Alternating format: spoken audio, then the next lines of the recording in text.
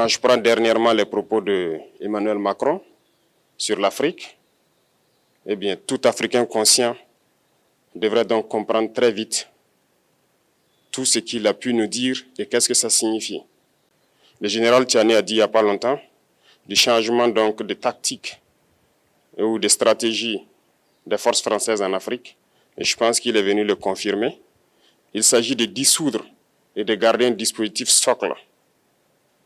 Et Emmanuel Macron l'a si bien dit qu'on ne peut que le remercier pour cette sincérité. Même si certains ont voulu mettre la poudre aux yeux de leur population, mais la réalité finit par rattraper aussi. Ils ne partiront pas de certains pays. Ils ont juste dissous le dispositif. Vous ne les verrez plus dans des bases, mais dans les ambassades, ils seront là. Ils vont constituer des sociétés de sécurité pour sécuriser leurs sociétés qui existent dans ces pays-là. Mais les soldats seront là. Mais vous ne les verrez plus en tenue ou rassemblés dans des bases. C'est tout ce que ça veut dire. Ils vont se réorganiser, mais seront là. Il a parlé de politesse vis-à-vis de certains chefs d'État en leur donnant la primauté d'annoncer donc la rupture ou le départ des forces françaises. Ça nous importe peu, on peut dire. Mais tout ce que nous savons, c'est que si vous voulez une rupture avec ces forces impérialistes, c'est simple, on dénonce les accords. Tout commence par là-bas. Et je pense que l'exemple du Tchad, en tout cas, est palpable. Ils ont commencé par dénoncer les accords. Sinon, si on ne dénonce pas les accords, juste dire que les bases quittent, on n'a rien fait. Parce que le problème se trouve dans les accords coloniaux de défense qui ont été signés depuis l'indépendance.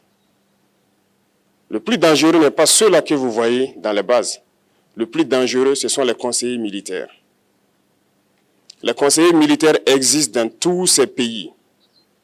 Ils ont existé au Burkina aussi jusqu'en fin 2022, jusqu'à ce que nous prenions nos responsabilités. Et qui sont ces conseillers militaires? C'est ceux-là qui sont censés mettre en pratique la politique de la France ici. Ils doivent travailler à rendre nos armées très faibles pour que la France puisse toujours avoir l'argument d'exister ici. Sous Blaise Compaoré, ils avaient réussi. Nos sentinelles prenaient donc la garde avec des bâtons. C'est ça que la France veut de nos armées. Lorsque nous arrivons à cette étape, nous n'avons pas le choix que de vouloir qu'ils viennent s'installer. Mais l'armée burkinabé a réussi à un moment donné à se débarrasser des conseillers militaires. Malheureusement, je pense qu'en 2019, après l'opération Otapuano, où ces Français ont vu que l'armée burkinabé avait encore une capacité de réagir au terrorisme, ils ont appelé les chefs d'état-major en France, ils l'ont instruit de reprendre les conseillers militaires dans toute la structure. Eh bien, il n'a pas accepté, mais au retour au pays, les politiques l'ont instruit d'accepter les conseillers militaires. Et c'est là que les conseillers militaires sont revenus dans l'armée burkinabé en 2019. Avec toutes les conséquences qu'on connaît, l'armée était en train de disparaître dans les années 2020-2021. Et d'ailleurs, c'est le moment où beaucoup de militaires ont dû déserter parce qu'il n'y avait plus d'espoir. On était en train de s'effondrer. Voilà un peu comment ils travaillent. À l'état-major général des armées, dans tous les états-majors d'armée, dans les écoles, c'est eux qui sont censés nous dicter la politique de notre armée. C'est eux qui nous disent combien recruter, quand recruter et qu'est-ce qu'il faut en faire. Ils sont dans les écoles pour nous dire comment il faut les former et ainsi de suite.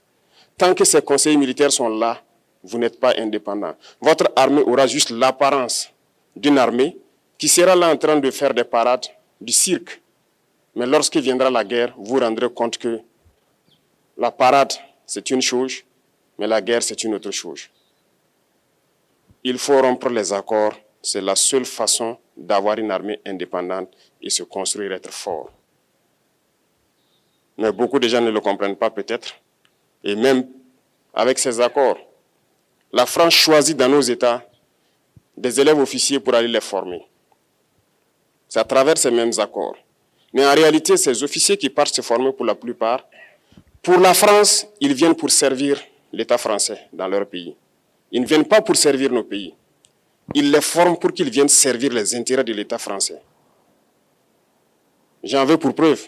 Lorsque nous nous sommes révoltés, beaucoup d'officiers au Burkina qui ont été formés en France ont été immédiatement contactés pour leur dire que c'est le moment de se mettre en action parce que vous avez été formés pour ça, pour servir les intérêts de la France.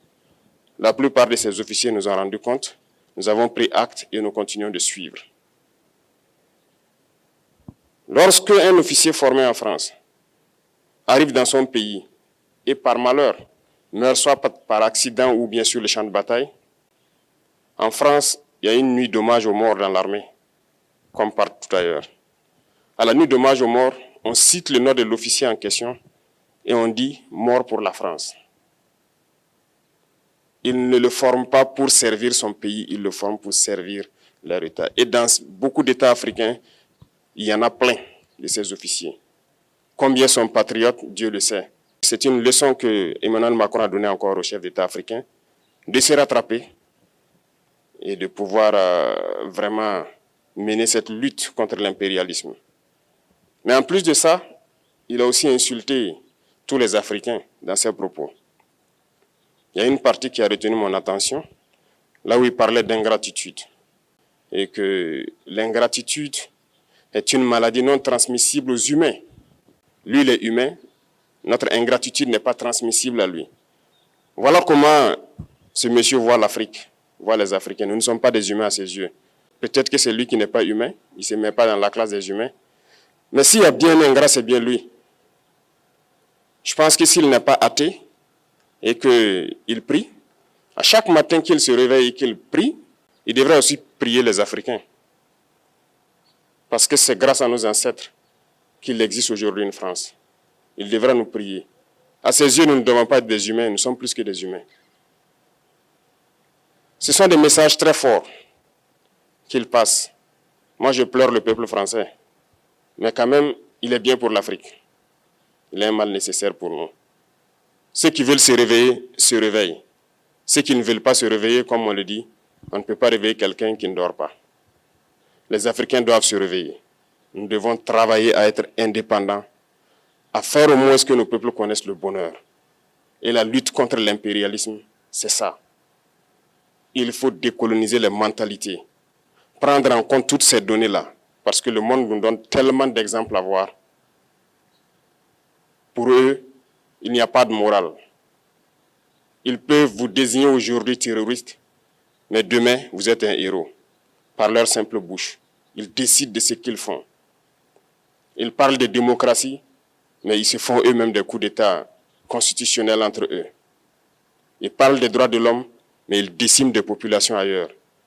L'Africain doit se réveiller, l'Afrique doit se réveiller. Et le combat contre l'impérialisme est permanent.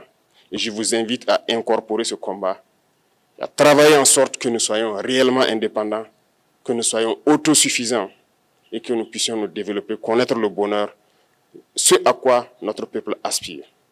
Merci, je vous souhaite une très bonne journée, une très bonne semaine et une très bonne année.